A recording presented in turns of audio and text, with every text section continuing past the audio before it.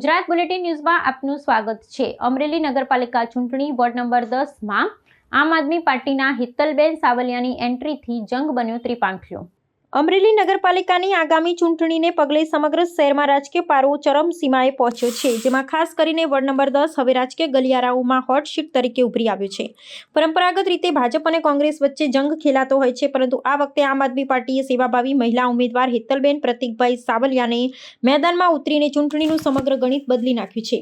હિતલબેન સાવલિયાએ ઓળખ માત્ર એક ઉમેદવાર તરીકે જ નહીં, પરંતુ એક સક્રિય સમાજસેવિકા તરીકેની છે। તેઓ શહેરના જાણીતા નીડર પત્રકાર અને અગ્રણી સમાજસેવી પ્રતિકભાઈ સાવલિયાના ધર્મપત્ની છે। પ્રતિકભાઈએ વર્ષો સુધી પત્રકારત્વના માધ્યમથી છેવાડાના માનવીની સમસ્યાઓને વાંચા આપી છે અને સામાજિક કાર્યોમાં સક્રિય રહ્યા છે, જેનો સીધો લાભ હિતલબેનને મળી રહ્યો હોય તેવું જણાય છે। આ પારિવારિક સેવાભાવી પૃષ્ઠભૂમિને પ્રત્યેક સ્થાનિક મતદારોમાં તેમની ઉમેદવારી પ્રત્યે ભારે ઉત્સાહ અને કુતૂહલ જોવા મળી રહ્યું છે। પોતાની ઉમેદવારી અંગે વાત કરતા હિતલબેને સ્પષ્ટ કર્યું હતું કે મારો ઉદ્દેશ્ય સત્તા ભોગવવાનું નહીં, પણ જનતાની સેવા કરવાનું છે। તેઓ હાલ વોર્ડમાં ઠેર ઠેર જનસંપર્ક કરી રહ્યા છે અને લોકોને પાયાની જરૂરિયાત જેવી કે શુદ્ધ પીવાનું પાણી, ભૂગર્ભ ગટરની કાયમી વ્યવસ્થા, મજબૂત સીસી રોડ, નિયમિત સફાઈ અને લાઇટની સુવિધા જેવા મુદ્દા પર ભાર મૂકી રહ્યા છે।